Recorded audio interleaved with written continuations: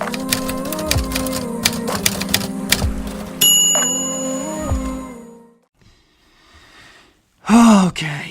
Hello, everybody, and welcome back to the world's greatest film podcast, The Average Film Enjoyer. We are your hosts, Trey and Evan, and we're here to talk about many things today. We're here to talk movie trailers because there's been a lot of that dropped this week. We're here to talk about our next film on our IMDb Top 250 list, Hotel Rwanda. And then I think we've both been watching some pretty great stuff recently, so we're going to talk about some of that as well. So we're just excited to get into it with you guys today. But first, before we get into anything, Evan, how are you doing this week? It's been a good week. I had the last 2 days off work, so I've been just rotting at home, like just chilling. Yeah. Watched a bunch of movies, played some video games, went to a concert last night. It was phenomenal. One of my favorite bands, City and Colour. It's my seventh time I've seen him now, I think. Yeah. So that was sick. I went with my brother and my girlfriend, so that was a good time. I watched The Batman this morning. So that's always that movie's so peak. It's so good. I'm gonna watch Dune later, I think. Third best Batman movie. Third. Wow. Wait, what's two? Number 2 is Batman with Adam West. Oh my god! I have an insane amount of fun with that movie. Hurry, Robin! Get the bat shark repellent. Oh my god! I think that movie's so fun. It is so fun. It is so 60s, and it's such a blast. I'm gonna have to watch that. It's like you know how we both gave Liam Neeson 5 stars that are obviously not like comparable with other movies like we've given 5 stars. It's kind of like that. Like, I just have such a blast with it, and it's a fun time, and it's goofy, and I love it. Yeah. Nice. And then how are you doing? I'm doing pretty good. Yeah, I worked this weekend. I worked Super Bowl Sunday, which I thought was going to be a lot busier, but it was really slow. Nobody came in. We did have a few catering orders, but it was fine. I'm working tomorrow for Valentine's Day, and I feel like it's going to be busy. Yeah, that's going to suck. Pearl Jam, what I figured out today, is coming to Portland. Ooh. So I'm going to sign up for a pre-register for tickets. Nice. Because they're easily my favorite grunge band. That's your favorite of the 4? Yeah, the 4 big ones. My rankings go because there's 2 categories. There's your more angry, angsty grunge, where you have Alice in Chains and Nirvana, and then your more like digestible, they still have but more range of emotion kind of grunge, and that's your Pearl Jam and Soundgarden. Yeah. So my rankings go Pearl Jam, Soundgarden, Alice in Chains, Nirvana. I don't like Nirvana very much. Yeah. Mine is Alice in Chains, Soundgarden, Pearl Jam, Nirvana. Mm-hmm. But I have to say that Black is maybe one of the greatest songs ever written. Dude, the line... first of all, Eddie Vedder is an amazing singer. Holy cow. He is so good. The line in Black where he says, you'll be a star in someone's sky, but why? Oh, why can't it be mine? Dude, I'm getting goosebumps on my fucking arms right now. It's like, I think 10 is in my top 5 favorite albums. It's such a complete and unskippable album. Release, the final song on the album, is so good. It is so good. The first time that I ever heard Pearl Jam was playing Rock Band 2 with my dad and my uncle, and Alive was on there. Oh, and great song. It was literally like the only song I wanted to play. I loved it so much. Dude, Pearl Jam, man. My mom loves Pearl Jam. Heck yeah. So she just loves Eddie. Because he's also like one of the most wholesome humans. The way he sings never fails to make me giggle, though, like on Yellow Ledbetter. No clue what he's singing. Yeah. It's like Bob Dylan. Or like Dave Matthews always makes me laugh. Because Ants Marching, you've heard that song, right? Dave Yeah. Matthews, Ants Marching, where he's like, he wakes up in the morning. And I'm like, what are you doing, man? No, but I'm going to get tickets for that. Go see him at the Moda Center, which is really cool. They are coming to Seattle, which they haven't done in a very, very long time, according to my dad.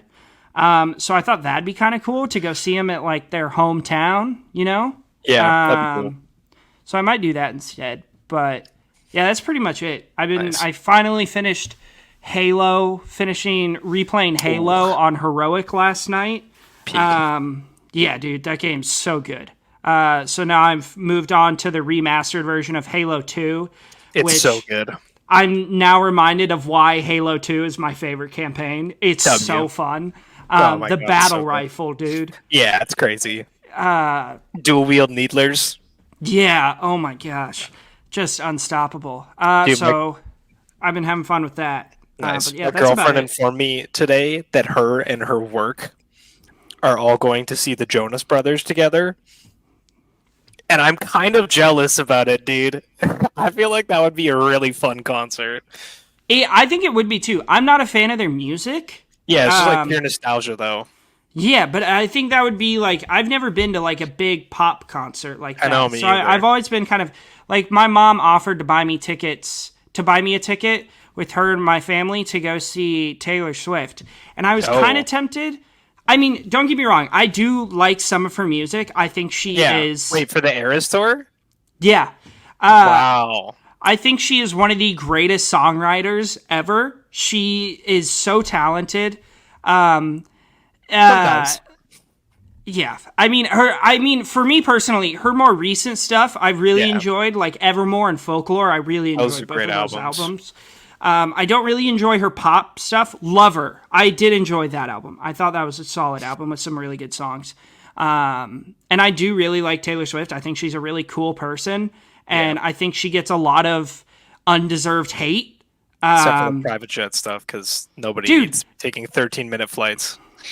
The craziest thing about that is that she's not even in like the top 50 people who have private jets that use the most amount of gas. She's not even in the top 50, but somehow she's like the poster child for carbon emissions. It's crazy.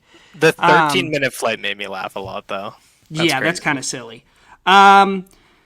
But yeah, they offered for me to go, and I didn't want to, but I kind of regret it because I just want to say that I've seen Taylor Swift. Like, dude, that's a crazy show too. It's literally like 40 songs, and I watched the Eras Tour concert movie. Pretty fun. Yeah, great showmanship. Yeah. My sister forced me to watch her documentary. That's on Netflix. Actually really good. I would highly recommend. If you have any interest in her as a person at all, she's gone through some pretty crazy stuff. She has just gone through a lot of crazy, terrible things. And the public has not been very kind to her. I have the utmost respect for her. But I do wish I would, especially the show they went to was the one where the crowd was so loud that they caused like a 4.2 earthquake in Seattle. I thought that would have been cool to say I was like at that concert. But my sister had a great time. Nice. But yeah, that's what I've been up to this week. Movie news. Yeah, so we're going to do the small stuff first, and then we will talk about what obviously is the biggest thing, is all the trailers that were aired during the Super Bowl, one of the biggest events of the year. A lot of movie spots, and a lot of movies present their first trailer for their movie at the Super Bowl, so that's always very exciting. So let's kind of... we have to talk about Tom Cruise being talks for Tarantino's new movie. I don't know how I feel about that. I don't think their vibes match up very well. I love Tarantino choosing Paul Walter Hauser as his lead because I think that they have like I think that'll be perfect, and I think Paul Walter Hauser will be the perfect person in a Tarantino movie. But I don't know how I feel about Tom Cruise. I think Tom Cruise can bring the energy. He just doesn't get a chance to do it a lot. Like you look at Tropic Thunder, like Les Grossman just goes crazy. Like I could totally imagine a Les Grossman character in a Tarantino movie. Yeah, I guess I could see that. I don't know. I trust. He's just like typecast into like action stars, which is awesome. Like those movies never fail to amaze, and he's like the best at it. Yeah, he's amazing at it, but he also has a lot of range as a dramatic actor and a comedic actor, and like he's a great actor. So I think that sounds super fun. Yeah, and I trust Tarantino. I have yet to see Jackie Brown or Kill Bill Part 2. But out of the ones I have seen, I don't have a single one of his movies under a 4-star. Even Death Proof, the one that people hate on so much. I love Death Proof. I think it's a blast. It's definitely his weakest, but I don't have a single one of his movies under a 4-star. I think I have Volume 2 at a 3.5. I'm not sure. I haven't seen it. But again, that's like crazy. Even Tarantino, we both had a few in Kubrick's filmography that were on the lower side. Tarantino, just like, they're all so good. Yeah. He came swinging with Reservoir Dogs. Oh, Reservoir Dogs is so good. But yeah, that's definitely, I wouldn't say I'm excited for it, but I would say I'm interested in it. One thing that we just got in the last hour, and I wouldn't have known about it if we weren't talking about it in the Discord, Ewan McGregor is set to star opposite Anne Hathaway in David Robert Mitchell's mystery movie at Warner Bros. And it has also been told that dinosaurs are involved. If you don't know who David Robert Mitchell is, he is the genius behind It Follows and the genius behind one of my favorite films and one of my most underrated films, Under the Silver Lake. How we never talked about this movie? Oh my god! Not? Dude, it's amazing. That's one of the first movies I ever watched in a watch party with anybody from the Real Talk podcast. Oh yeah, it's awesome. It was me and Ben, because he was like the first person I really connected with, and so our first watch party, it was just me and him, and we watched American Graffiti. Which, shout out American Graffiti, amazing hangout movie. But the next night, he hit me up and he's like, yo, dog, I'm not doing anything tonight. You want to watch something again? I was like, sure. And so we watched Under the Silver Lake, and it was crazy. I mean, that whole movie is just insanity. That's Oscar's favorite A24 movie.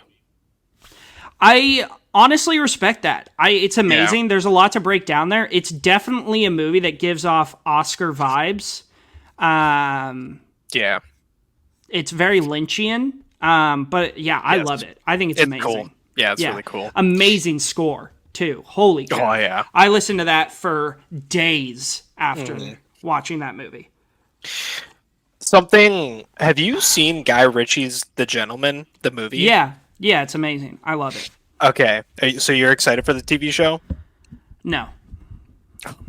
I think that's so stupid that they're making a TV show. The TV show. I like that Guy Ritchie is doing it, but I just don't like that they're Plus, we got Giancarlo Esposito, like Vinny Jones. What more could you want? I don't know. I think the movie's great, and I don't think they need to remake it. Colin Farrell is just a treasure in that movie, and so is Matthew McConaughey. Matthew McConaughey is goated in that movie. We got our first look at Michael Jackson in the Michael Jackson biopic. I don't know if you saw the picture of this. Oh, I didn't. I'll look it up right now. Looks like him, so that's cool. There was some. Oh my! I mean, I'm definitely excited for. Is that him? That's the actor. Holy cow! He looks exactly like Michael. That's insane. I don't know how I feel about a biopic yet. I love Michael, even though there is all that controversy, which we won't get into, about him being a creepo. I think his music's amazing. I also think that he had a very, very difficult life that could make for a good movie. Yeah. I'm excited. Especially all the stuff with the Jackson 5 and his dad. His dad was like the worst human. Yeah. It's normally I want the actor to sing. Yes. Like Taron Egerton for Rocket Man. Oh my gosh. That is one biopic that I love. I love Rocket Man.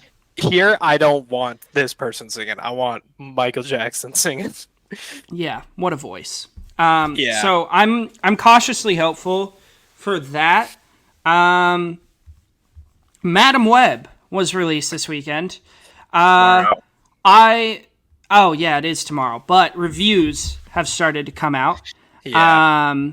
I have been an avid hater of this since the trailer came out. I think it looks I keep saying I think it looks terrible. I think we had a conversation where you were kind of excited for it. I don't think so. No. Okay, we've both of us have been looks like shit.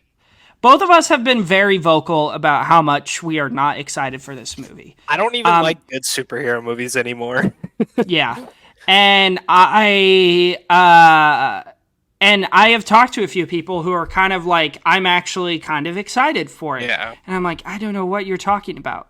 Well, looks like we were right, Evan.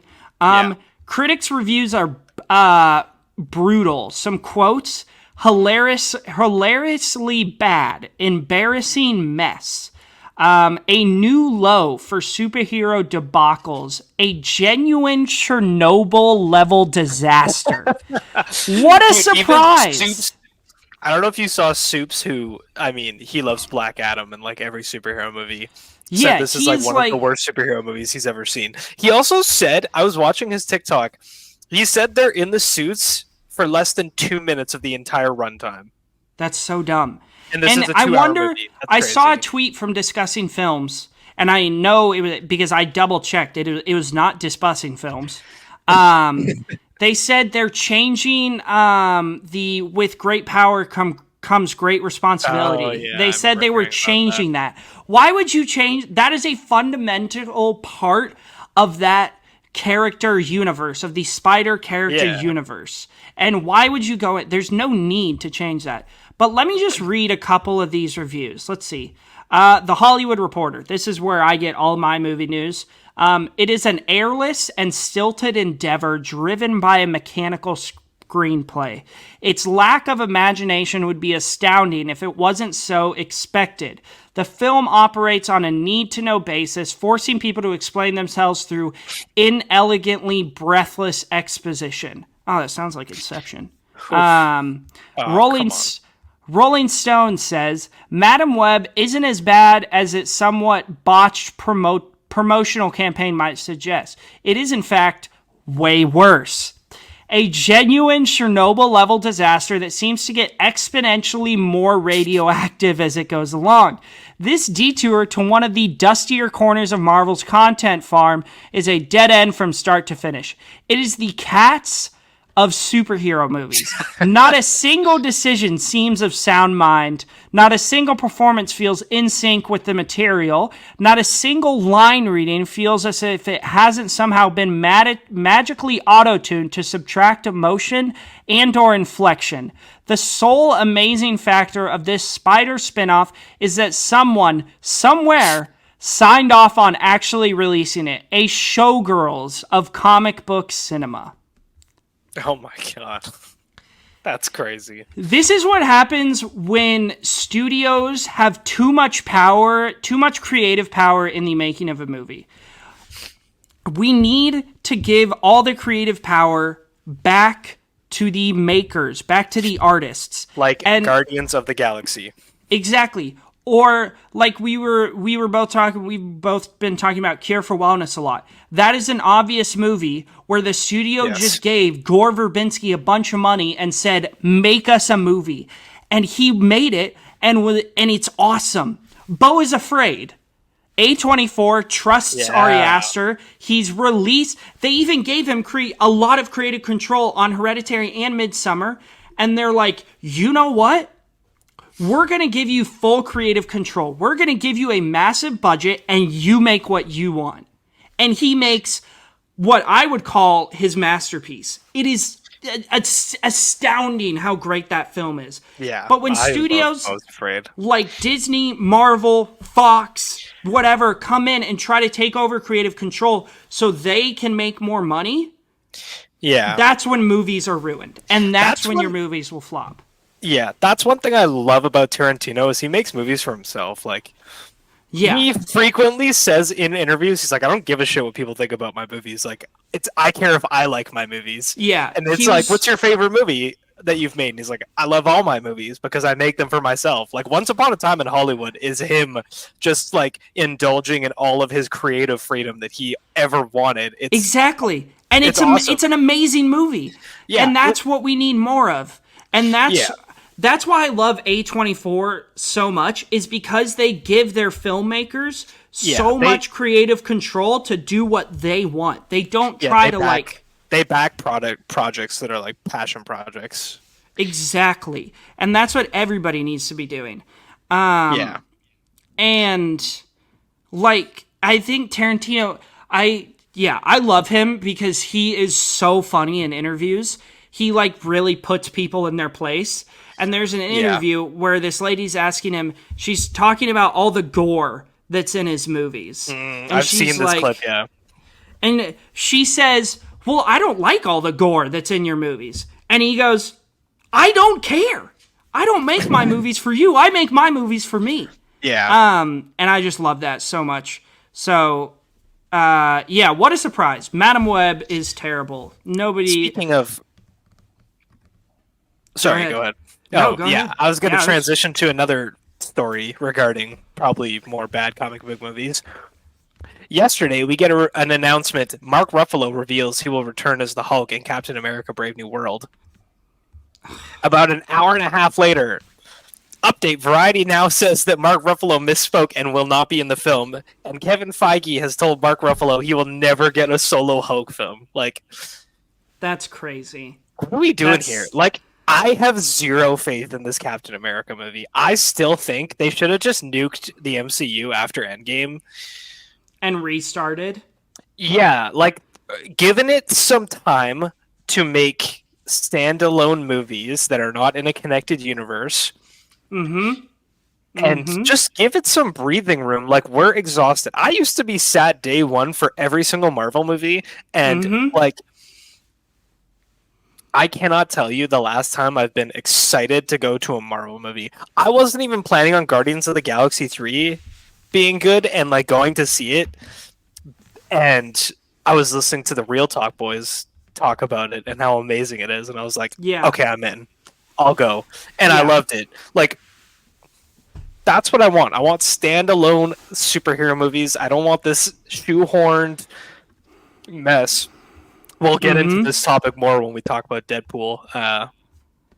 But I just want some breathing room. And I think maybe 2024 will be good because Deadpool 3 is the only Marvel movie coming out. Yeah. And I also think that the problem is that early on in Marvel Universe, you didn't have movies that were solely there for setting up more movies. Stuff like Ant-Man and the Wasp: Quantumania. That movie is solely there to set up. And that's what we're getting a lot of. Early on in Marvel, you had standalone movies that there were certain parts of it that would allude to this bigger plot in this universe, but that wasn't the goal of the movie. The goal was to make a great superhero movie.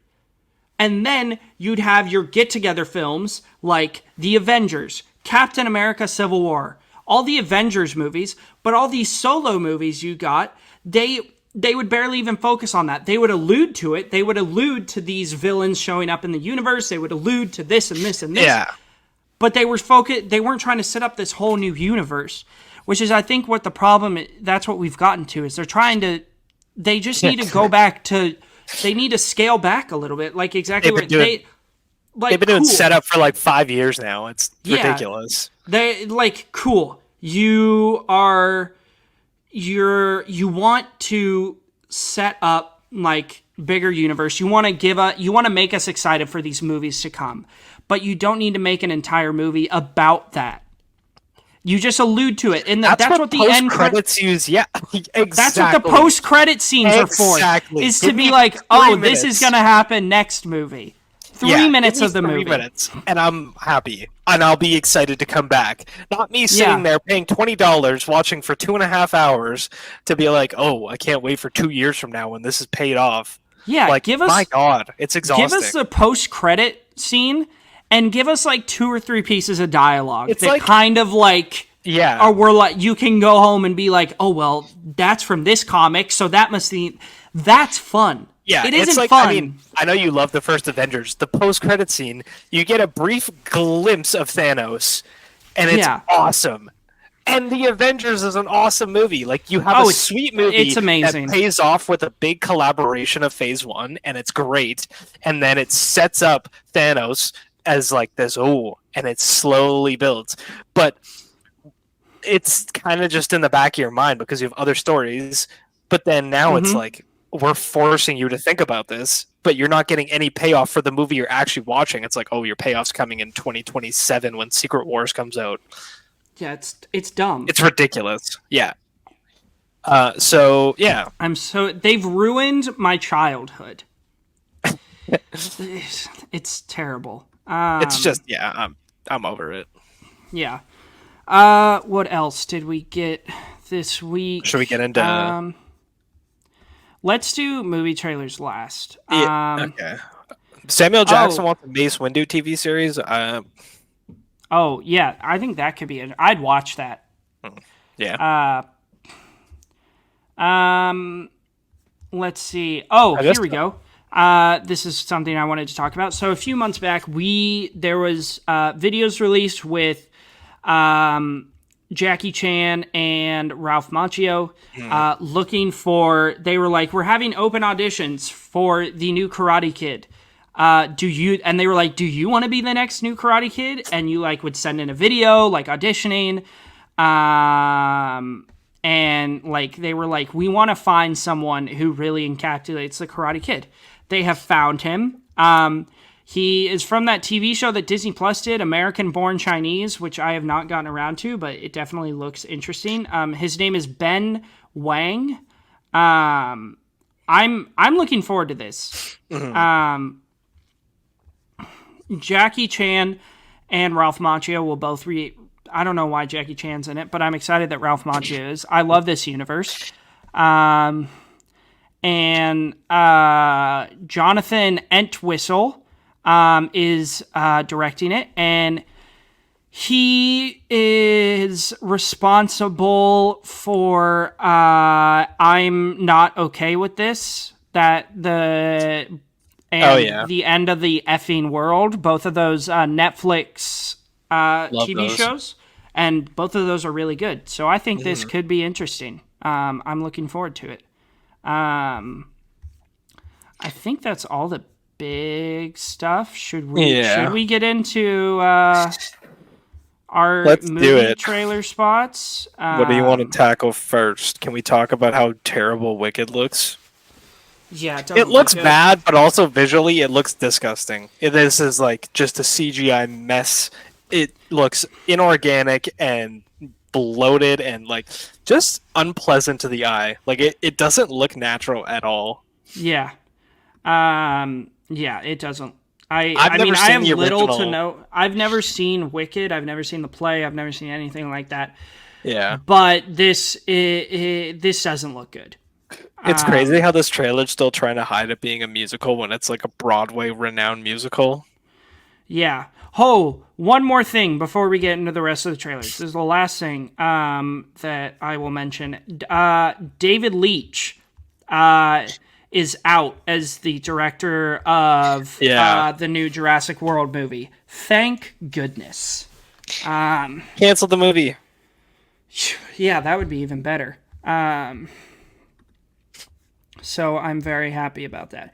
Okay, trailers. We got a trailer for Deadpool. Thoughts? We did. Very cautious optimism. Like, I genuinely think this movie is going to be fun if it plays heavily into the issues that Marvel is having. And kind of It makes fun needs of them. to. It needs to. It was doing it a bit in the trailer, which is awesome to see. Mm-hmm. I'm scared that it's going to get tied down and restricted a bit. Also, they made this movie during the strike.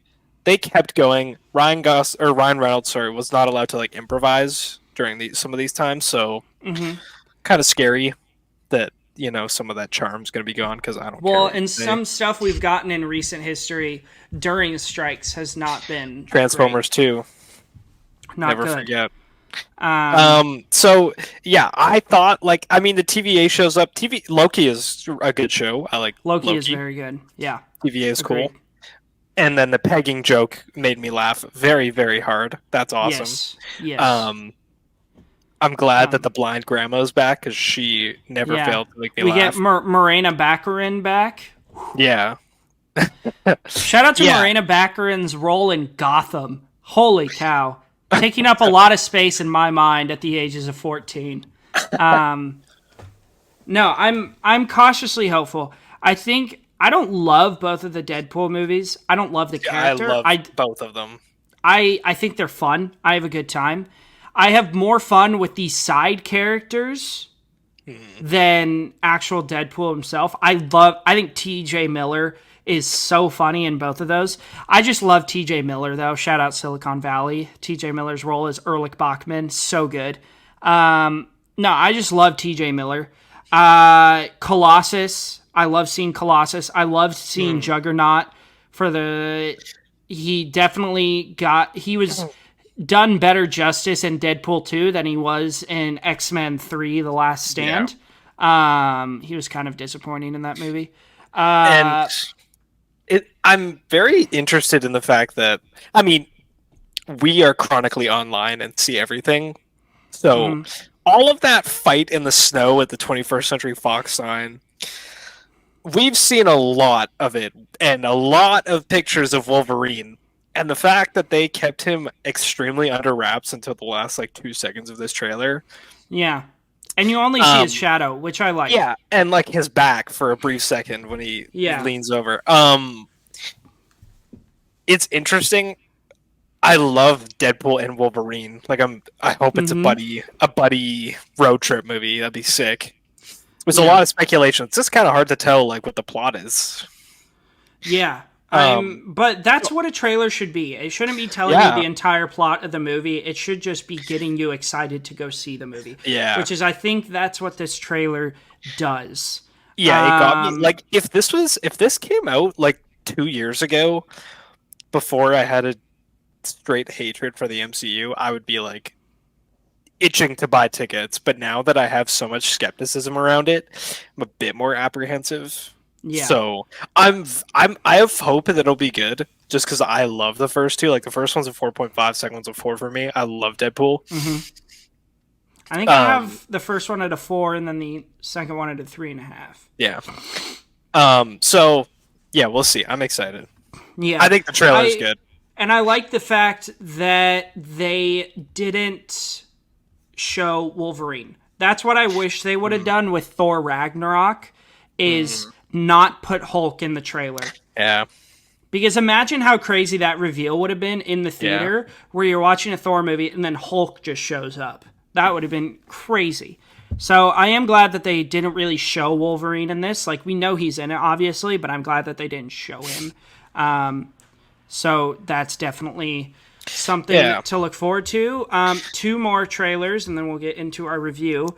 Kingdom of the Planet of the Apes. We both just watched this for the first time. Yeah. I was not hopeful. Have we talked about the original trilogy? Not the original trilogy, the Matt Reeves verse. How do you feel about it? Oh, I think they're amazing. I love them so much. I think those movies are immaculate. That's awesome. Yeah. Matt Reeves absolutely cooked Yeah, I agree. But yeah, I was definitely, especially since he's not involved with this new one, I was definitely skeptical. Um, Yeah, it's but interesting because it's set in the same universe and it's like a continuation of the yeah, story far on. um, So it's a bit scary that he's not involved. but watching this, and especially since Wes Ball is directing it, and his only big directorial credits are the Maze Runner movies, which the first one was fine, but the second and the third one were both pretty awful. Yeah. But watching this trailer, I am very excited. This trailer is awesome. I'm excited. It looks awesome. It looks like it's just going to be a massive, huge scale epic. So I'm definitely excited for this. And William H. Macy is in it. So W. that's a W. Yeah, I think it's going to be different in its own way, especially because like the humans in this movie are like, they look like primates. Yeah. Like Yeah, I'm very excited. It's going to be super different. It doesn't look like this big military battle. Like the apes are in control. It's not even like they won. So Yeah. I'm super excited. Visually, I am it as looks well. insane. Yeah. Very excited so for that. I'm pretty hyped, even though before I wasn't at all. Yeah. And now to talk about what I think might be for both of us the most exciting trailer we've gotten and the most hyped I am for out of these big four films. We got a trailer for A Quiet Place Day One, and it looks awesome. It looks so good. Oh no. No, I think it looks great. Okay. This is such a complex alien invasion. And I feel like it's going to be hard to do this movie without the first half of it just being people getting freaking murked. Like, your instinct in an invasion is to just scream and run. Yeah. I am optimistic. I love Lupita Nyong'o. She's amazing. We also get I- Joseph Quinn. Yeah. I like him a him. lot. I thought he was one of the only good parts of season 4 of Stranger Things. Yeah. And love Alex the- Wolff, Oh, okay. he's in it. Is that And the good one? Is that the Death Note one? he's the older brother from Hereditary. Yeah. And Okay. Yeah. we get the goat himself, Jimon Hansu. We love Jimon Hansu. Dude, What a beast. Love that guy. he's awesome. Yeah. So I'm definitely excited for this. The trailer makes it look super fun. Yeah, I love the A Quiet Place Day 2, or sorry, not Day 2, Part 2, Day 1 stuff. That is amazing. Yeah. The baseball field scene, all of that. It's super tense. Day 1 stuff is always really interesting and very tense. Yeah. I was listening to the Film Scoop today, and Cash was talking about how he thinks that Lupita Nyong'o's character is going to be mute. So that's why she's surviving, because she can't talk. That's what the trailer makes it seem like. Yeah, so I think that's an interesting idea. Yeah. Yeah, I'm definitely excited. I'm excited. Yeah, I think it's going to be cool. A Quiet Place is always a fantastic theater experience and a home experience. Like Quiet Place Day 2. Jeez, I keep calling it Day 2. Quiet Place Part 2. I watched at home because it came out during the pandemic and dropped straight to Prime. But I watched it in the basement, all the lights off, sound cranked with my girlfriend, and it was super tense and awesome. Yeah. So I'm excited. Yeah, these movies are just really fun to watch because they keep you so tense. Yeah, I have a lot of hope. When's this coming out? This year. Yeah. I think it's like sometime in the winter. I can't totally remember. It's coming out March. Comes out in 2 months. March 8th. Oh, sorry, 1 month. Less than a month. Holy cow. Okay. That's cool. I did not realize looking that. Forward to that. Did you watch the Twisters trailer? Oh yeah, I completely forgot about that one. I don't know how I feel about That's this. what I thought you were talking about. I was like, when you're like the most anticipated movie trailer, I thought you were talking about Twisters, and I was like, oh. No, I don't know how I feel about this quite yet. I have a huge love for Twister. That movie's an absolute blast. Philip Seymour Hoffman is just... Wait, Philip Seymour Hoffman's in it? I've never seen it. You've never seen Twister? Oh, No, dude. and I love He is disaster like... movies. He's Philip Seymour Hoffman at its most Philip Seymour Hoffman. Carrie Ells is in it. Bill Paxton. Helen Hunt, I think that's... Yeah, Helen Hunt is in it. It's a blast. It's pretty cheesy, but it's really fun. I can't believe you haven't seen it. This really just looks like a remake of it. But I mean, you got Daisy Edgar Jones, you got Glenn Powell. Glenn Powell is always entertaining. Like he's just a charismatic person. So yeah. So I'm cautiously hopeful. You need to get on Twister though. Philip Seymour Hoffman is so funny in it. I love him. He's so funny much. in everything. Yeah, and Bill Paxton is the GOAT. So I'm definitely interested. I think it looks fun. I think it looks cool. And as we've talked about, we're both huge fans of disaster movies. Oh, I love disaster movies. Even though I have a putrid fear of severe weather, and for a long time I couldn't handle thunderstorms, I used to put metal music on and hide under my bed just during... Because we live in a place that gets a lot of very bad thunderstorms. Because my province is pretty rural in the like outskirts of it, so there's a lot of like big tornadoes and shit near me. So I just don't like thunderstorms. I like them more now than I used to, but I used to have like a crippling fear of natural disasters when I was a kid, like tornadoes, hurricanes, tsunamis, all that stuff. And then my mom tricked me into going to see Tornado Alley, which was like a documentary about tornado chasers and we saw it in IMAX. And then I didn't really have a fear of it after, because I realized where I live, we don't get any tornadoes.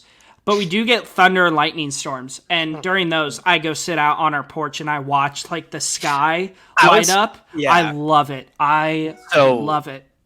When I was a kid, my mom, my grandma, like my mom's mom, was deathly afraid of thunderstorms to the point where she would make the entire family sit in the car because it's got rubber wheels. So she was like, I'm not going to pass this fear on to my kids. I'm going to make them watch the storms exactly like you do. It only made me more scared. I was petrified until I was literally 18 years old. And then there was like, it's so funny because I find disaster movies so entertaining, but they still freak me out. Like when 2012 came out, I remember having dreams about the world ending coming up to that. It was like so weird, but I still love them. Yeah, it was. I took a class on natural disasters in university, which was super fun and cool. And we learned lots about volcanoes and all this stuff. Did you watch any disaster movies? No, because it was online. It was during the online schooling, unfortunately. But that would have been sick. Today we are watching the masterpiece that is San Andreas. Yeah. Who do we call? Talk about the San Andreas fault. Everyone. Peak. I remember we were doing a class on thunderstorms, and he's like, "Yeah, a lightning bolt's 30,000 degrees Celsius," and I was like, "I'm never leaving my house again."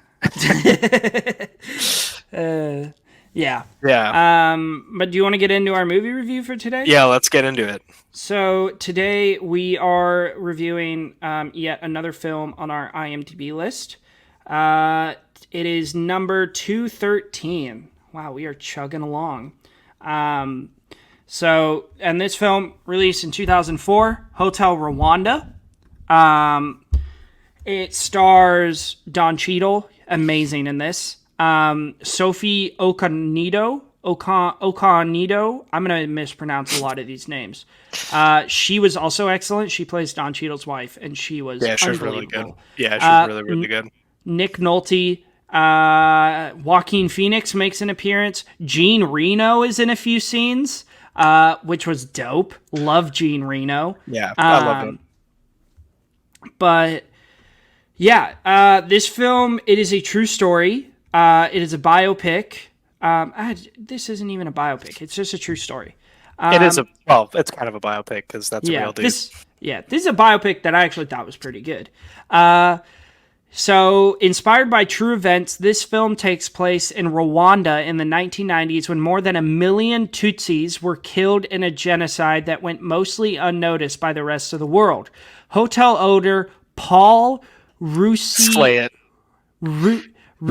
Rusisa Bagina. God, I am so sorry, Paul, if you're listening. He's definitely not listening to this, but like if you are, I apologize. He housed over 1,000 refugees in his hotel in an attempt to save their lives. This film, 3.8 overall on Letterboxd. So pretty solid rating. Has an IMDb score, I'm assuming, of 8.1. Yeah, we're still in the 8.1s. I don't know what the Metacritic is. But I can check. I gave it 3.5 stars. And Evan gave it... you lowered your rating. I'm kind of teetering between 3 and 3.5. I'm not sure yet. Yeah. So we're both around the same rating. This is a very heavy film. A little background. So it is based on a true story. 79 on Metacritic, sorry. Yeah. They have a lot of problems that these kind of movies face is if all of the information is like factual and real. Paul, we're just going to call him Paul. Yeah, we're just going to call him Paul. I don't want to keep botching his last name. He says that with a few exceptions, the media use. He argues that with very few exceptions, the media used the Hollywood movie Hotel Rwanda as factual information, yet the story is largely fictional. So a lot of this is fictional. But the story of Paul is true. He was a hotel manager during the Rwandan genocide in the 90s, and he did house over 1,000 refugees, and he actually went to prison for what were considered war crimes. And he was released in the early 2000s, I believe, before this movie came out. And because there's like pictures of him at the premiere with Don Cheadle, and him and his wife are there with their kids, and it's super happy. And so, yeah, he's an amazing person, saved a bunch of people. And when everybody was under the threat of dying. Did you watch this with your girlfriend, by the way? No. Oh, wait, no. Tay is Kevin's girlfriend. Never mind. I followed someone's girlfriend on Letterboxd. Kevin from the Real Talk Discord. Oh. But, yeah. It was solid. I enjoyed it. Let's just talk about... there's not really too much to talk about as the subject matter goes, because it's very, Paul was an amazing person, obviously. He saved a bunch of people. He did the right thing. Da-da-da-da-da-da-da. But from a film standpoint, I enjoyed this. I thought it was pretty good. I felt it dragged at a few points. But, Don Cheadle was unbelievable here. He was so good. Yeah. There's something just off about this movie, and I really can't pinpoint it to the point, there's nothing wrong with this movie. It's a good movie, but there's something holding it back from being a great movie where I'm super invested in it. This is a super interesting topic. They talk about it in the movie, the Hutu and the Tutsis. There's a scene when Joaquin Phoenix is sitting at the bar, and he's asking these two ladies which ones they are. And he's like, what are you? And the one says, I'm a Hutu. And the other one says, oh, I'm a Tutsi. And he goes, they could be twins. It's a super interesting topic. These two types of people, they're not even different types of people. They were just classed as different types of people by the Belgians. Yeah. Yeah, Belgians. I think so. Yeah. So this is like a really interesting topic because it's a genocide that was like just forced to happen almost. And I did reports on this in high school on this genocide. I didn't watch this movie for it, but I did a lot of research and I thought it was super interesting. But this movie fails to hook me, and I really don't know why. Yeah. It's super weird. I feel the exact same way. The character development is great. Like you were saying, Paul's wife is phenomenal. She's so great, and like there's a scene where the Hutus come in and they like point guns at Paul, and they're like, everyone needs to leave the hotel. And Paul's son is like hiding under the bed, and it's a super emotional moment. Everyone's sobbing, and I'm just sitting there, and I'm like, Yeah. Like, this is a really impactful moment, but for some reason, I'm just not feeling it. Like, there was something, I think, for both of us that just, like, it kept us from, like, for movies like this, you got to be able to emotionally connect with the characters. Yeah. And there was just something that kind of blocks that for both of us, and I don't really know what it is. I don't think I can pinpoint it. I just didn't really get hooked in at any point. It's a bad criticism too, because we can't say why. But like, and you were saying before, like maybe it's the fact that we're desensitized to violence, or which is an interesting conversation because we watched Cabin Fever 2, Spring Fever. Holy cow, that movie was during gnarly. This movie. Trey paused it and we watched it together, which was crazy. But and like, this is a PG-13 movie. I was reading in the IMDb trivia that this movie was originally rated R, and they asked for them to change it, and they were like, okay. They didn't edit the movie at all to drop it to a PG-13. Yeah. So, yeah, it's like a violent movie, and like there's this one scene where Paul and Gregoire or something like that, they're driving in this truck, and it's super foggy, and car crashes. Paul ends up in this ditch just full of bodies, and it's a super disturbing moment. All these people there. Like, this movie has so many emotional beats that I just really don't know why they don't hit. Like, it's not that Paul's character lacks development. He might lack a little bit just because this movie kind of jumps pretty quick into what's going on, and you don't get time to sink your teeth in. It's just like, care about this person. Yeah, and I think the idea of us being desensitized is definitely very interesting because, like, I know, and I can't speak for you, obviously, but I think we've both seen some pretty messed up movies. Yeah, I mean, that are just like, what? Why would anyone create this? Exactly. Or the Human Centipede, or Hereditary, or literally anything by Lars von Trier. Yeah. Where we're just kind of like, yep, it's a movie, you know? So maybe there is part of that where we are just kind of desensitized to these extreme levels of violence and despair, where we just don't, at least for myself, where I just don't totally let myself be be into the movie, you know? Yeah, it's really interesting because, I mean, we talked about two very disturbing movies a couple weeks ago with A Clockwork Orange and Platoon. Yeah.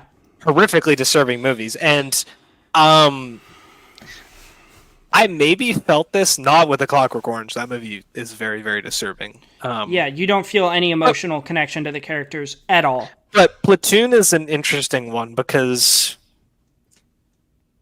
I do think that, sure, it's desensitization for sure. Like, you kind of, when you're 14, you're like, oh, I never watched that, or I never watched Saw, and now I'm like, I love Saw. It's my favorite horror series. Like, yes, it's amazing. People die. Well, Scream is number one, but Saw is second. So that's definitely an aspect to it, but like, I think one aspect has to be character development because, like, because you look at something like Platoon, like you mentioned, I felt so much more emotionally connected to those characters than I did here. Yeah. Like Platoon is a Willem very Dafoe's human character, movie. Charlie Sheen's character, I felt so much more emotionally connected to them as characters. I felt they were more well written than I did here. And maybe that's why we didn't get as much out of it as I've seen other people get out of this movie, is because we just couldn't get emotionally connected to these characters. Yeah. And I find that like Platoon is a pretty complex film when it comes to humans. Yeah. Yeah, it's and a very this human film story. is like this.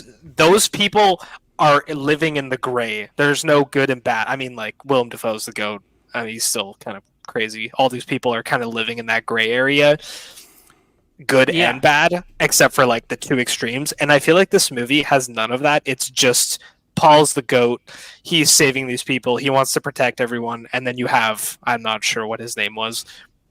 And then you have like Nick Nolte and John Reno, who are both very much on Paul's team. And it's just like this division of, okay, those are the bad guys. These are the good guys. Mm-hmm. That's what you need to believe. You don't really get time to like think about what's going on. And again, like the genocide starts very early on in this movie. They do give you, I think, a good enough background. I feel like Joaquin Phoenix and whatever the other guy he was with, I feel like their characters were really shoehorned in as like the white guilt characters almost. God, dude. Because they come in and they're like, oh yeah. Sorry, go ahead. No, I was just going to say, that was one thing I wanted to talk about.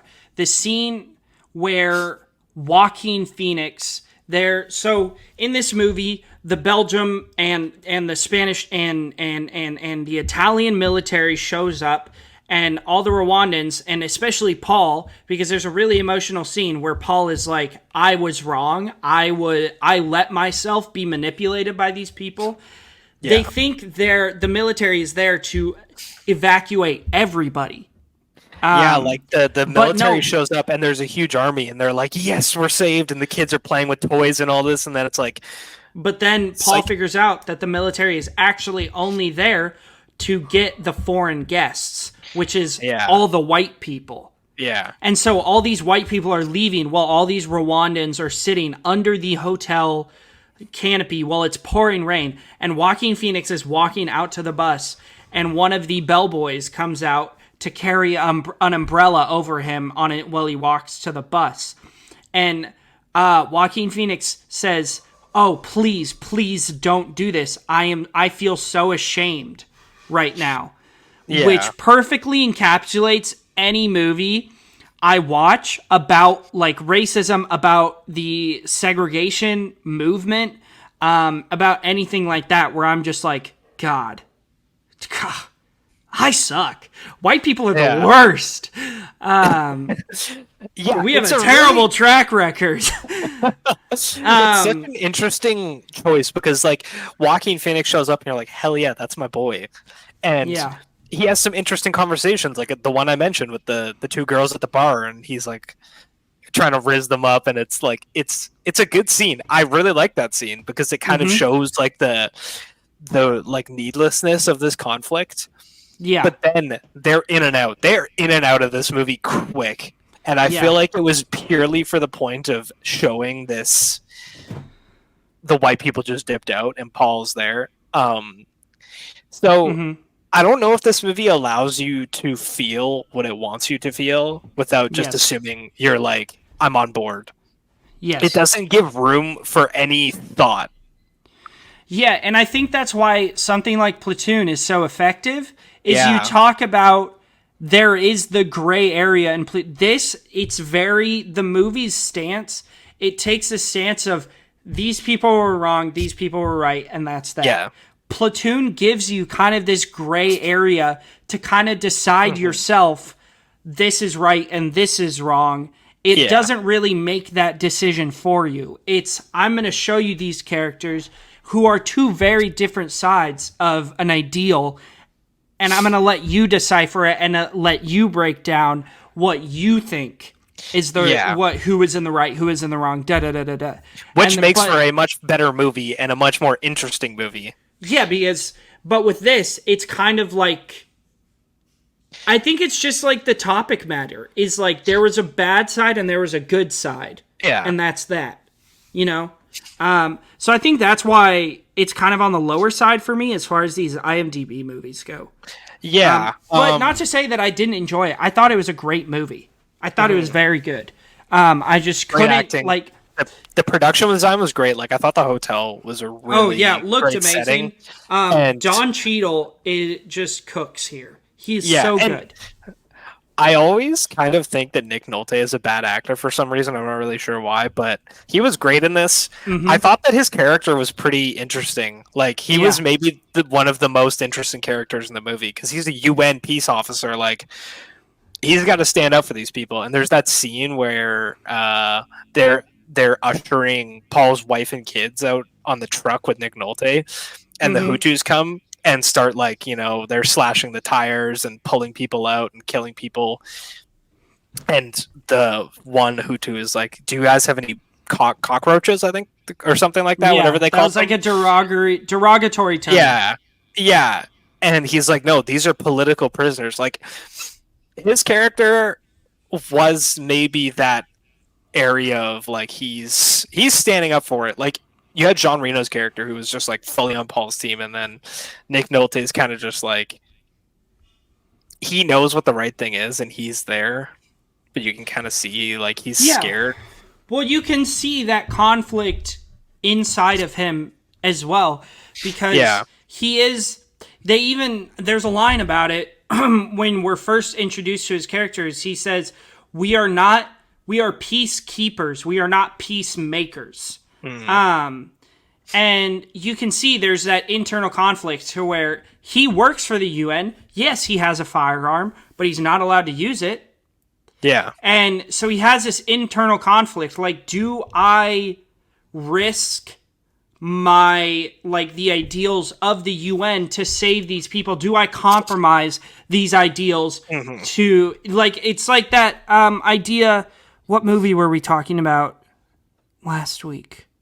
What was our IMDb movie last week? I can't remember. Or what? I was talking about a movie. Crap. What was our movie last week? Rocky. No.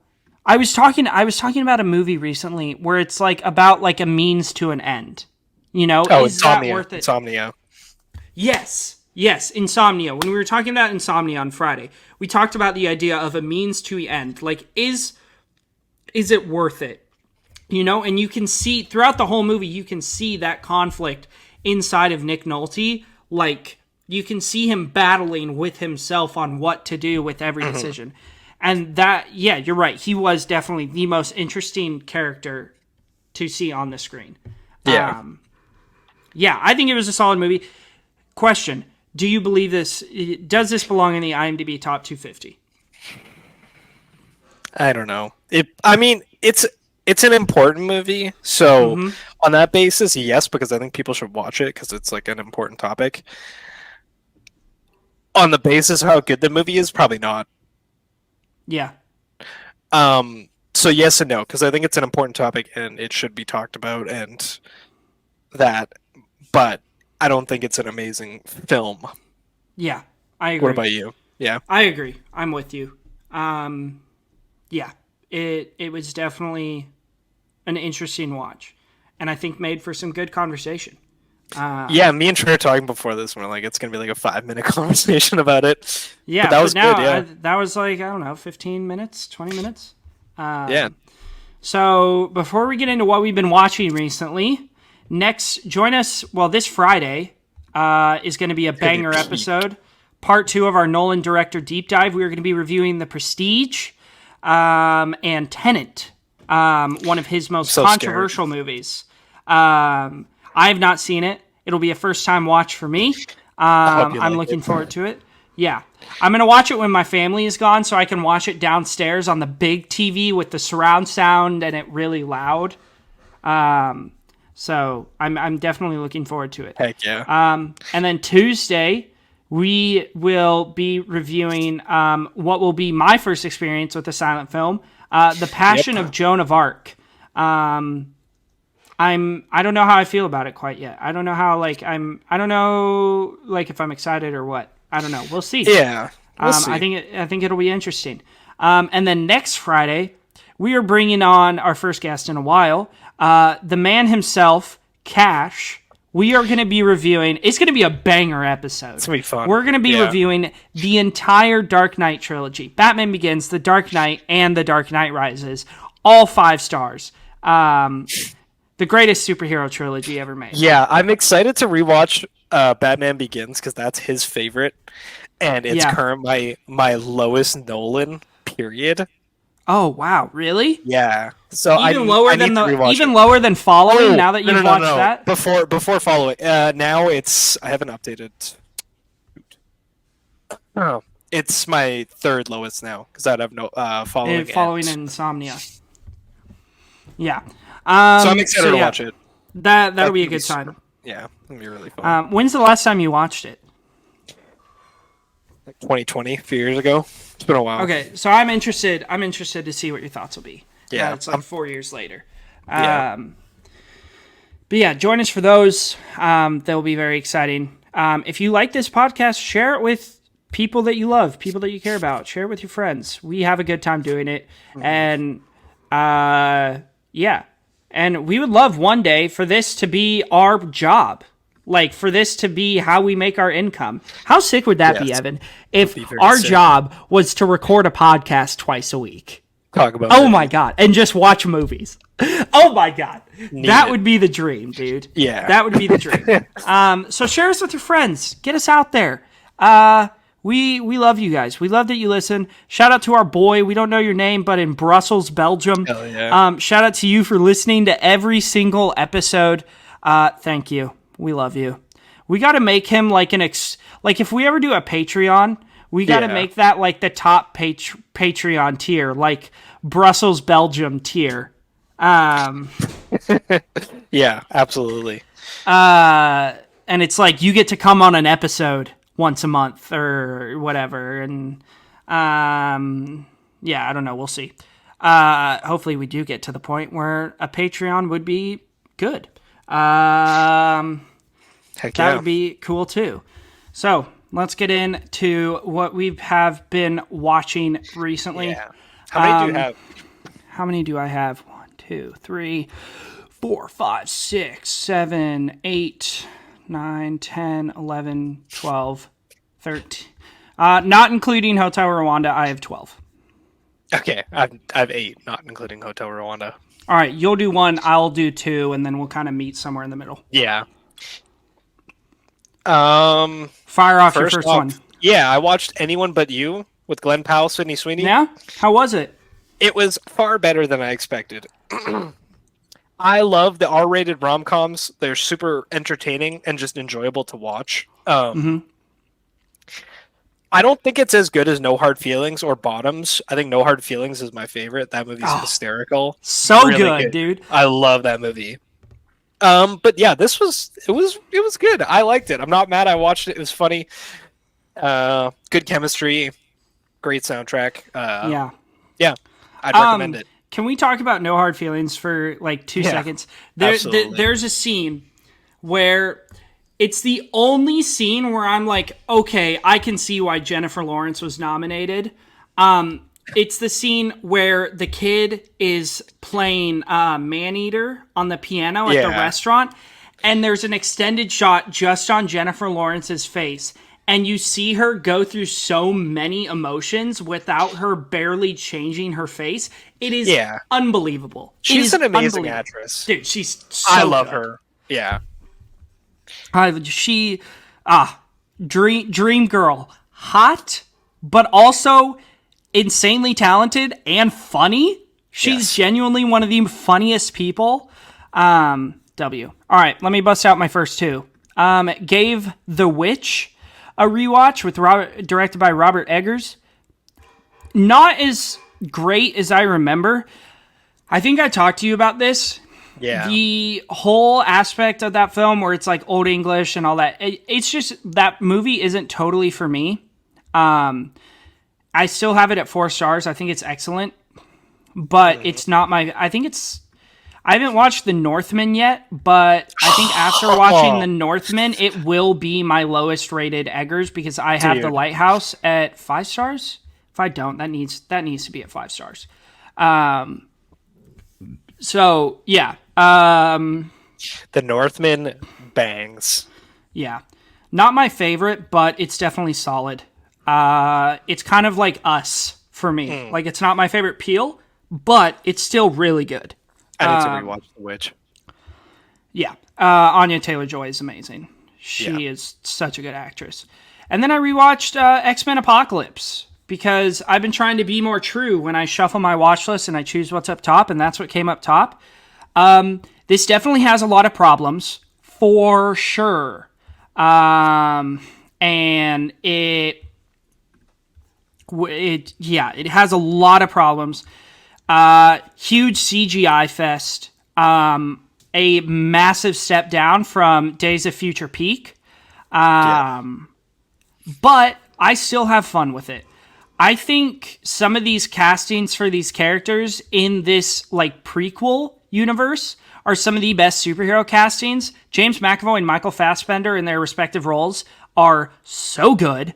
Michael Fassbender as Magneto. I think that's I've seen him in a lot of stuff. I think that's my favorite thing. I think that's my favorite role of his. He's awesome. He's just so perfect as Magneto. He brings an intensity to that character just that is unmatched. Oscar Isaac as N. Sabanur or Apocalypse. I think he was a great casting. I think he just got bit in the butt with terrible writing. But Oscar Isaac is always a delight. Nicholas Hoult as Hank McCoy, a delight as always. Love Nicholas Hoult. Excited to see him as Lex Luthor. I think he's going to be an amazing Lex Luthor. I love that video of Jesse Eisenberg talking about it's like he's talking about Nicholas Hoult getting casted, and it's like, do you have any advice for Nicholas Hoult? And he just goes, "Don't do what I did." Yeah, I disagree with that. I think Jesse Eisenberg was just amazing, but I just love Jesse Eisenberg, and also we get Ty Sheridan and as a young Scott Summers, Cyclops. He's great. Yeah, I just love Ty Sheridan in anything. He's always a joy, and he's a really good actor. So he's in Ready Player Peak, which is a W. 5-star movie. Would you agree? Yes. 5 stars? Absolutely. Hell yeah, dude. Absolutely. Hell yeah. Not even close. Such a good love movie. Ready Player One. So fun. Ben Mendelsohn. He's my homie, Ben Mendelsohn. Have you seen Bloodline? On Netflix? No, I haven't. Dude, put that on your priority watch list. It's a TV show. Ben Mendelsohn, it's his best role. Really? I watched this one. They did like a Stephen King adaptation called The Outsider, which I had read the book. Oh yeah. And then I watched the show, and he was very good in that as well. He's like the lead role. He was. I think excellent. you'd love Bloodline. It's Kyle Chandler and. I love Kyle Chandler. Oh, it's peak. Ben Mendelsohn is also on that list of actors who just randomly show up and are always a delight. Ben Mendelsohn, along with Michael Shannon and Scott McNairy. They just kind of show up and you're like, hey, they're in this? And Ann Dowd. Ann Dowd is also on that list. Ann Dowd is goated. Ann Dowd is in my favorite TV show of all time, Shout Out the Leftovers, and she is a menace to society in that show. Oh, really? Pure evil. Oh, yeah. So she's amazing. Like, think of her character in Hereditary, and then like that's how evil she is in this show. Yeah. So she just scares me now. Yeah, she's an amazing actress, though. Oh, she's so good. She's so good. All right, give us your next one, Evan. What my next one, I watched Some Like It Hot for the second time. It's so peak. I need to get on that. This is my tied for second favorite Billy Wilder movie. It's just hysterical. You've got a film from 1959 about two men who are on the run from the mafia, so they dress up as women. You've got drag in the 50s. Like, there's no way this movie should have existed back then. It was banned in some state, like in Alabama, I think it was banned or something like that. It's hilarious. Like it is so every joke in this movie hits. Marilyn Monroe is hilarious and also like Yeah, dude. I my mean, it's god. Marilyn Monroe. Yeah. It's peak. It's really funny. Yeah, it's just awesome. I love it so much. Yeah. Only Billy Wilder movie I've gotten around to is The Apartment, and I love That's it. one I haven't seen. I need to watch it. Very, very good. Solid Christmas movie. Ooh, love that. Yeah. Next to I got. Let's see here. I watched The Den, which is one of those like horror movies that takes place like online, like on a webcam. You know, really solid. That like as far as those movies go, I don't usually love them. I really, really liked this. It was really good. Yeah, I saw this a long time ago. I actually really want to watch it. I forgot it existed, and then I saw that you logged it, and I was like, oh, I should watch that again because these movies are just fun. Like if you're in a mood for that kind of thing, they hit. Yeah, it's like a very specific vibe. Yeah, it's a horror version of like if they made a horror movie about Omegle, that's what this is. So very enjoyable. Let's see. After that, I watched Eli Roth's Cabin Fever for the first time. Just peak. So good. Eli Roth cooked. That shaving scene is unbelievably disgusting. Yeah, sorry for the spoilers. I didn't realize that you hadn't seen it when we were talking to Eric. I completely forgot about that conversation. I think I was checked out. Yeah, that movie is a blast. If you're into fun gore fests, check it out. So good. Eli Roth is so funny in that movie. He plays the stoner guy, Grim, that just kind of shows up. God, what a goat, man. It's just a blast of a film. Go check it out. It's on Max right now. I had a blast with it. Very good. My next watch was Easy A. This is a classic. Same director as Anyone But You, actually. Emma Stone is just delightful. Yeah. This movie's freaking hysterical. The Tooch is goated in this movie. Oh my god. We love the Tooch, man. Holy smokes, like what? Who told you? And Patricia Clarkson, who normally plays like the meanest person ever, is so funny in this. Yeah. Every character is just hilarious. She plays Tammy One in Parks and Recreation, and she is terrifying. Yeah. But to go on a quick tangent, like, obviously we get, like, crazed sex maniac Ron when he's with Megan Mullally, Tammy 2, but seeing him as, like, neutered Ron is so funny. Where, like, Leslie is like, we're going to lunch, and then Tammy 1 tells him no, and she's like, we're going to lunch now, and he goes, oh boy, I'm in a real pickle. It makes me giggle every time. Yeah. Shout out Nick Offerman, the GOAT himself. The GOAT. Yeah, Easy A is one of my favorite coming of age movies. I hadn't seen it in a long time, and it was like, it's just so easily rewatchable. It does have Penn Badgley in it, and Penn Badgley famously starred in Gossip Girl, more now known for You on Netflix. Yeah.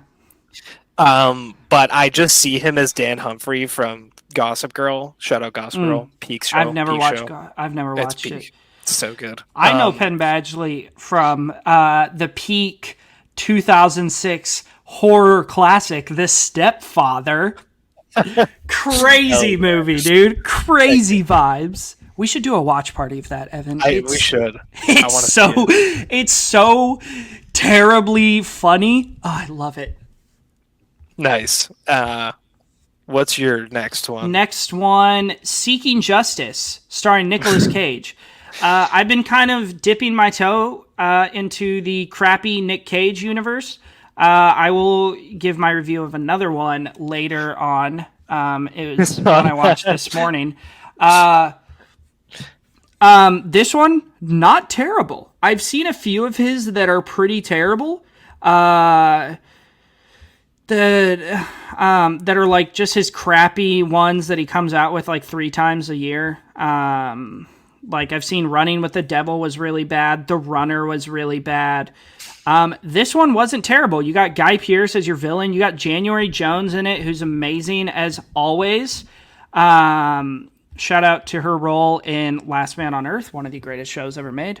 Have you seen that, Evan? Last Man on Earth with Will Forte? I've seen some of it, not all of it. Dude, I love that show. That's one of my favorite shows. Yeah. Yeah, not terrible. This movie is actually pretty good.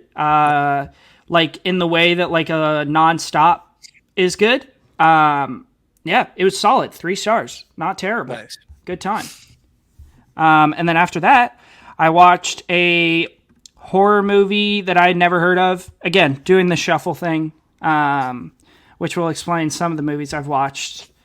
I watched that I had never heard of, but apparently it was on my watch list. The Hitcher, with Rutger Hauer and C. Thomas Howell. Oh, and Jennifer Jason Leigh makes an appearance. Ooh. But like 80s Jennifer Jason Leigh, so when she was real young. But she's always a delight. Nice. It was pretty solid. Yeah, solid like road trip horror movie. Rutger Hauer is absolutely menacing and terrifying. C. Thomas Howell is so good. If you don't know who that is, he is the lead. He plays Ponyboy in The Outsiders. He is also in E.T. Really nice. Great child actor from the 80s. So, yeah, that was solid. I would definitely recommend that one. Add it to the old watch list. Solid, like, 90-minute thriller. Nice. Give us your next one. Let's hear it. Yeah, my next watch was a real stinker. I gave Some Like It Hot a 5 and Easy A 4. Yep. Then I watched ISS, and I hated it. I love space. I literally have a model moon that sits on my desk. It's dead right now, but it lights up like RGB. I love space. It's one of my favorite things. This movie is so painstakingly boring. Mm-hmm. It's like just a slog. It's not entertaining. I hated it. Yeah, 1.5 stars. Yeah, only because some scenes of space were cool. Yeah, let me ask you, because I'm gonna put, next time we do a director deep dive survey, I'm gonna put Alfonso Cuarón on there. Yeah. Because I think he could be interesting as well. What do you think of Gravity? I love Gravity. I saw it in theaters. I haven't seen it in a long time, but I loved it when I first saw it. I thought it was amazing. Yeah. I need to watch it again, though. I watched that for the first time in rehab, and I haven't watched it since. I didn't love it. I thought it was very good. Sorry, I didn't love it. Keep talking. My doorbell's ringing, but just keep talking about Gravity. I'll be back. Yeah, I didn't. Gravity, for you listeners, is the space flick. It's like a thriller. Came out, I believe, George Clooney and Sandra Bullock. Sandra Bullock is definitely in it. I know that for a fact. Solid. It's okay. I didn't love it. Some people really do love it. The cinematography is unbelievable, and the sound design is crazy. It's really tense at times. Really solid. I'm kind of just wasting time until Evan gets back here. Maybe he's getting food delivered to him. Who knows? But yeah, Gravity.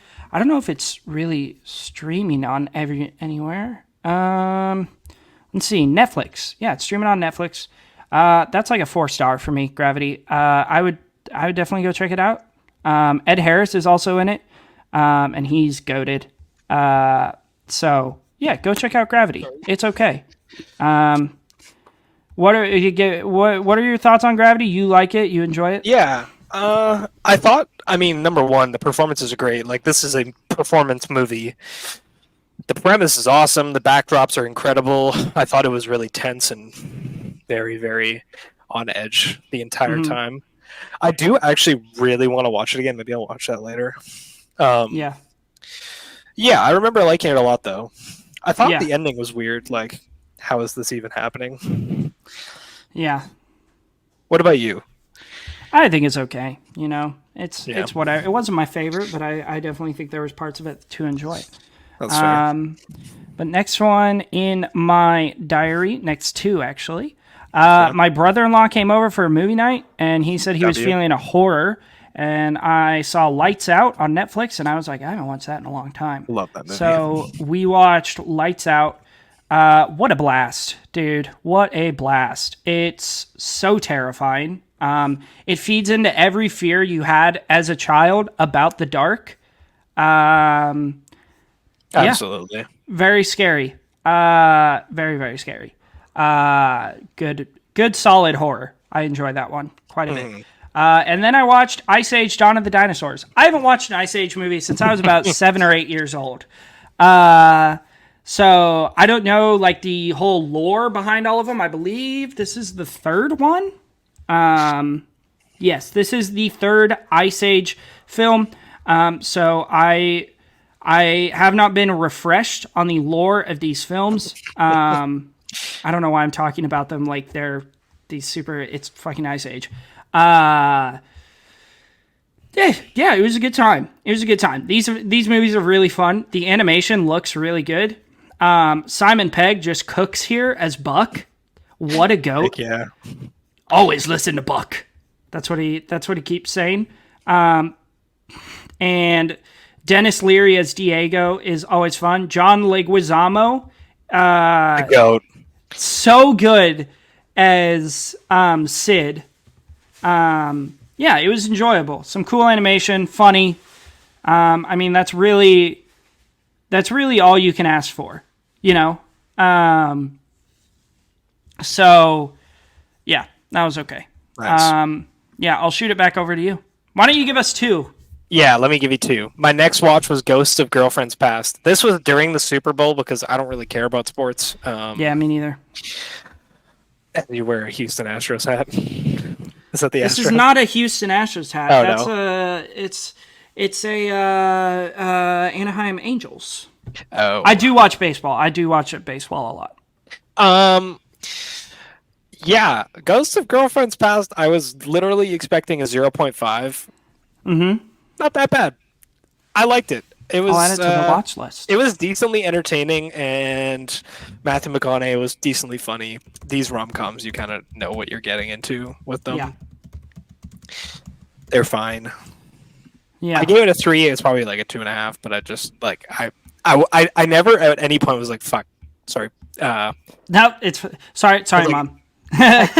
this is really boring. I want to turn it off. Like, it was decent. Yeah. Oh, same director that did Freaky Friday. That's a W. That is a W. And that then, movie's so good. as part of my Real Talk raffle suggestions, I got Rudderless from Ryan from the Shot by Shot podcast. And this is a movie I absolutely loved. I adored this movie. I gave it a 4.5. The story of this film is a man's son gets killed in a school shooting, and his son was working on music. And after his son dies, it kind of fast forwards for a couple of years, and he's like down in the dumps, alcoholic, living on a boat, and his ex-wife brings by like a box of his stuff, and he finds all this music his son used to work on, and he takes that music and starts singing it himself and reconnects with his son in a way he never really had before, and it's amazing. I loved it. The music is great. It's Billy Cudrup and Anton Yelchin, both of them singing themselves, playing music. The songs are great. It's really heartfelt, sad, funny. I loved it. Lawrence Fishburne's in this too, and he's awesome. Love Lawrence Fishburne. Yeah, I thought it was great. Yeah, I added that to my watch list after you talked about it. I really like it. Yeah. How many do you have left? 2. 2. Okay, I have 3 left, so I'll do 2, and then you do 2, and then I'll finish off with a crappy Nick Cage movie. So I checked off another Harmony Korine movie. This is my 3rd experience with Harmony Korine. Have you watched any of his work, Evan? What else has he made? Spring Breakers with James Franco. Yeah, okay. Yeah, so this was my 3rd movie. I've also seen Gummo and Spring Breakers. I watched The Beach Bum. I've heard of this. With Matthew McConaughey, Snoop Dogg, Isla Fisher, Jimmy Buffett, Zac Efron. Zac Efron is so funny in this movie. Dang. I don't know how I feel about it quite yet.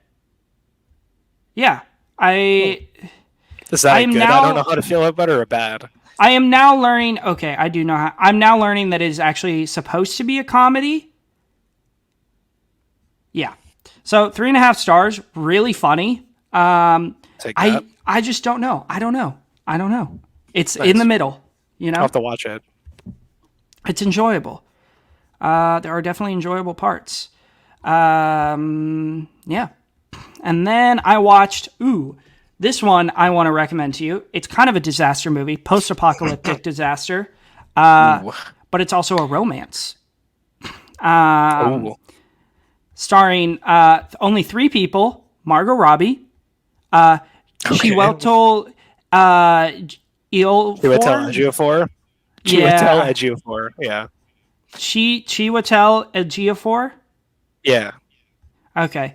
And Chris Pine. In the wake of a nuclear war, a young woman survives on her own, fearing she may actually be the proverbial last woman on Earth until she discovers the most astonishing sight of her life: another human being. A distraught scientist, he's nearly been driven mad by radiation exposure and his desperate search for others. A fragile, imperative strand of trust connects them. But when a stranger enters the valley, their precarious bond begins to unravel. 4 stars. What is this called? Z is Z for Zachariah. I feel like I've heard of this. That sounds sick. It was very good. It's like a love triangle type movie. Yeah, it was. I enjoyed it. I would recommend it. It's on Prime right now. 90 minutes. Good watch. Nice. Enjoyable. Let's check that out. All right, give us your last 2. How about we do this one together? Because my next watch was Cabin Fever 2, Spring Fever. Oh, and I skipped that one. Oh, okay, I definitely did that intentionally. Let's talk about this movie. Okay, first thing I want to say about this movie, the credits in this movie, holy cow, they are freaking nuts. The opening credits are such a sick vibe, like, This whole movie is such a sick vibe. Yeah, it opens with this animation of the water, like, sickness spreading, and it's just so entertaining with a sick song. It opens with a bus driver straight plowing somebody over with a kid, like a bus full of kids, and the cop's just like, you're good, just go along. Yeah. It's such a stupid movie. The dialogue is horribly cringe, but the gore is so good, and it's just like cringe-worthy. There's a particular scene involving fellatio, which leads to a very nasty scene later in the film. That is the first time I've watched a movie where I've been like, yeah, me and Trey watched this together, and there was just I'm glad there was no one home because we were both just yelling. Yeah, like, the last like 30-40 minutes of this movie, we were just taking turns going in disgust between each other. It was hilarious. Yeah, it was a blast. Great watch party movie. Yeah, I would recommend getting some friends who like gory stuff and watching this because it's super nasty and fun. Go in expecting like a terrible story. I think the Cabin Fever stories are kind of entertaining. Like, it spreads through the water. But yeah, it's really fun. Yeah, it's a blast. Yeah, good time. And then this morning I watched The Batman, which The Bat Peak I had not seen for a long time, and yeah, it's peak. I said in my review it should be illegal for movies to be this cool. Yeah, like Greg Fraser cooked so hard with the volume in this movie. It is one of the best looking movies ever. The soundtrack is peak. The score is peak. Rob Brandon is just like, I'm literally him in this movie. Like that, it's just crazy. Jeffrey Wright is an amazing Gordon. He's amazing. Yeah. Zoe Kravitz peak. Colin Farrell as the Penguin. Yeah. Holy cow. He's great. And then John Turturro as Carmine Falcone. Amazing casting. Really, really great. So good. Loved him. Yeah. It's a great movie. It doesn't feel like it's 3 hours long. The pacing's really good. I love Paul Dano. Paul Dano is just like the GOAT. Oh my God. He truly Give him an is. Oscar already. There is this musician. I need to tell you about this now. Oh, what's his name? He does what are called epic versions of songs, he takes like movie or TV show scores, Samuel Nice. Kim, and he basically makes them epic. Like adds like a bunch of layers of orchestra and horns and all this stuff. Here, I'll send you his one of the Batman. Basically makes them better. Nice. You need to check out. He has a Star Wars one. He has a Duel of the Fates one where in the middle of the song he puts in the Empire March Oh my god. as part of it, and it like makes me have an out of body experience. I just sent it, the Batman one, to you. Yeah, check him out. That score is I'll good. listen to that ASAP. Yeah. Yes. I still have The Dark Knight higher than this, though, by the way. Maybe it will change when I've seen The Batman as many Well, yeah, times as I've because seen it's The Dark Knight. W. Dark Knight's peak. Yeah, I've seen The Dark Knight like 20 times, so yeah. Yeah. I watched this morning a film after I finished Z for Zachariah this morning. Hey, before I get into this, can I ask your opinion? So, do you, a lot of times, like, I will start movies and then, like, I'll pause them and go finish them later, or I'll watch, like, half before I go to bed and then the other half in the morning. What are your thoughts on that? Are you, like, a person who's like, no, you have to watch it all in one sitting? Or are you, like, if you want to stop in the middle and finish it later, do that, man. It depends on the movie. Most of the time, I'm fine to pause it, but if I'm super locked in, like Rudderless, I watched in one go. Oh, yeah, Hotel no, like... Rwanda, I was watching it and I was like, you know what? We were yapping in the Real Talk Discord, so I was like, I'm pausing this and I'm going to play a round of Tarkov or something and just like, Yeah. I'll come back. And you did the same thing with the Hotel Rwanda. Like, I did. It depends on the movie. I was playing video games while watching ISS. Like, it. Yeah. And that, but like, then you find stuff where you're really locked in, where you're like, I am not moving until I did that with Haunting of Hill House. So I woke up one morning and I was like, you know what? I've been meaning to watch this. I'm going to watch a little bit. I watched like the first episode and a half before work. It's about 10 episodes. All of them are about an hour to an hour and 20 minutes long. I go to work and I'm like, that was pretty good. So I get in bed and I'm like, you know what? I'm not going to watch any movies until I finish the show so I can log it on Letterboxd. And so I watched I finished that episode. I watch another episode. It's getting to that point where I'd usually go to bed and I'm like, nah, I'm going to keep watching. And so because I was so locked in. I usually like doing something with my hands while I watch something, but I wasn't even moving while watching this show. Yeah. And I kept going and clicking the next episode. And then I'm like, whew, I've been doing this for a while. I wonder what time it is. It was 5:30 in the morning, and I was halfway through the season finale, and I was like, oh, might as well finish it. I binged that entire show in one night because of how locked in I was. That show is awesome. peak. Mike Flanagan cooked. God, Yeah. love Mike Flanagan. But my last movie that I watched was called Pay the Ghost. A Nick Cage horror movie that was so horrendous. It's really just a Insidious ripoff. Ooh. Sarah Wayne Callis is in it from The Walking Dead. It's not good. It's pretty terrible. Yeah, didn't enjoy it at all. Don't go watch it. 1 star. Yeah, don't. It was a disappointment, to say the least. I was pretty bored. Yeah, I remember when that movie first came out, and I was with my brother, and we were like, damn, that kind of sounds cool. And then we saw the reviews, and we're like, yeah, 5% on Rotten Tomatoes. No, thank you. Holy cow, 5%? It's something that's really terrible. low. Let's see. Has a 5.2 on IMDb, which is insanely low for Pay IMDb. the Ghost. 23 Metacritic. 10% on Rotten Tomatoes, sorry. God, that's so bad. Yeah, it wasn't good. Don't watch it. But yeah, that's our episode for today. Join us Friday. Much longer than I was anticipating. Yeah, dude. I don't know. We have good chemistry and we can just talk forever. Yeah, I love it. Hotel Rwanda made for a really interesting chat. Yes, it did.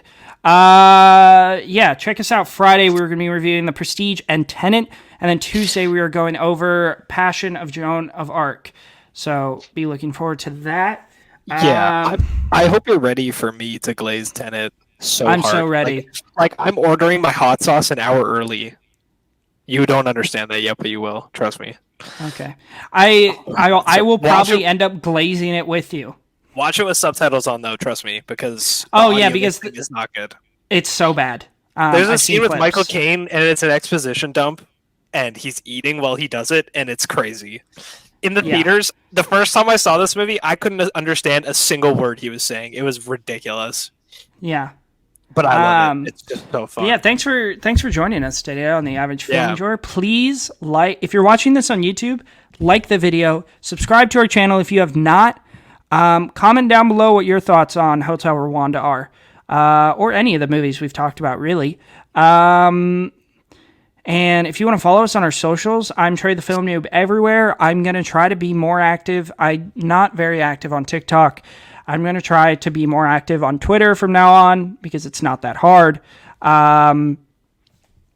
So you can check me out there. I'm Trey the Film Noob on Letterboxd. Evan is Evan05567 on Letterboxd.